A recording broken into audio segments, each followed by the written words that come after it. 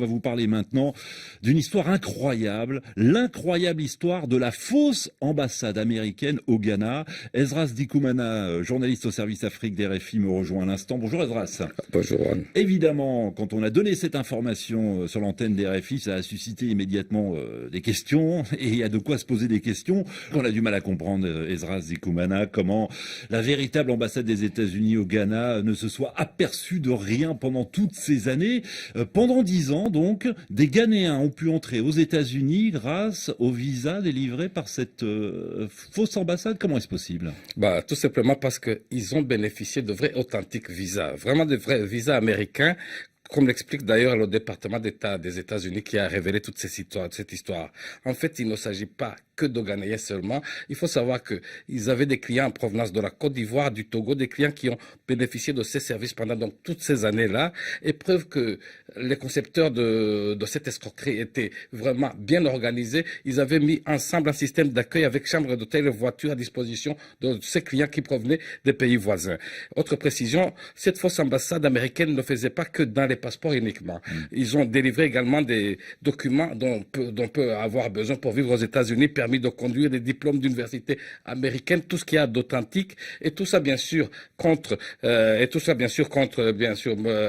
l'argent, 6 000 dollars américains, c'est-à-dire 5 600 € la pièce. Alors la question que tout le monde se pose, c'est sait-on exactement combien de personnes ont pu entrer aux États-Unis grâce à ces visas délivrés par la fausse ambassade américaine? Jusqu'ici, personne ne le sait parce que tout simplement, le département d'État qui a révélé toute cette histoire n'a pas donné de chiffres. Mais vous pouvez vous faire une petite idée de ces chiffres si je vous dis que cette fausse ambassade a ouvert ses portes 3 fois par semaine, c'est-à-dire le lundi, le mercredi et le vendredi, 3 fois par semaine pendant plus de 10 ans avec son personnel composé de Turcs et de Ghanéens qui appartiennent au milieu du crime. Et donc, oui, parce que ce qu'il faut dire, tout ça a été géré, cette fausse ambassade a été gérée par le réseau criminel, par une mafia de Turcs et de Ghanéens, avec des avocats qui étaient d'ailleurs spécialisés sur les questions d'immigration pour pouvoir délivrer des visas. Oui. Ah oui, et pas seulement que ça, parce que le département d'État annonce également qu'ils ont bénéficié de complicité au sein de fonctionnaires américains, de l'immigration américaine. Donc, c'est ce qui peut expliquer pourquoi leurs clients avaient de vrais visas qui leur ont permis de voyager aux États-Unis sans aucun problème. Alors, comment cette ambassade a-t-elle pu fonctionner au nez et à la barbe des autorités américaines pendant 10 ans? D'autant que cette fausse ambassade avait pignon sur rue. Il y avait même le drapeau américain sur la façade des draps. Oui, c'est vraiment ça qui est le plus étonnant. C'est, comme vous le dites, c'est inimaginable, incroyable. On peut multiplier les qualificatifs sans comprendre, parce que je pense que même les Américains n'ont pas encore compris jusqu'ici. Sachez, comme vous le dites, qu'il y a une belle et immense ambassade américaine, bien officielle, celle-là, qui se trouve dans un des quartiers les plus chics d'Accra. Et il y avait à côté cette autre ambassade dans un quartier populaire, une maison à un étage, une maison rose, un peu délabrée, et il y avait aussi un drapeau américain bien planté, bien visible, qui flottait dans l'air, dans les bureaux, la photo du président Obama. Et donc, tout ça a fonctionné sans anicroche pendant plus de 10 ans.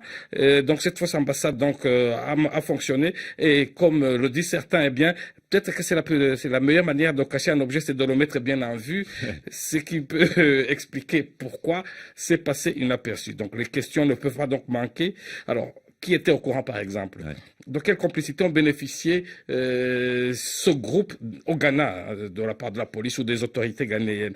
Quel était le niveau de leur complicité américaine? Parce que pour avoir autant de visas pendant autant d'années pour passer inaperçu, c'est difficile à dire. Donc on peut multiplier les questions.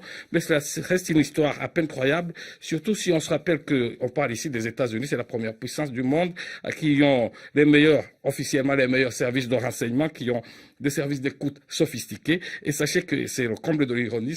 Sachez que malgré toute cette technologie, eh bien, c'est sur simple dénonciation par un homme, bien en chair comme moi et vous, que cette arnaque a été découverte. Oui, et puis au cours de l'enquête, les autorités ghanéennes ont également découvert l'existence d'une fausse ambassade.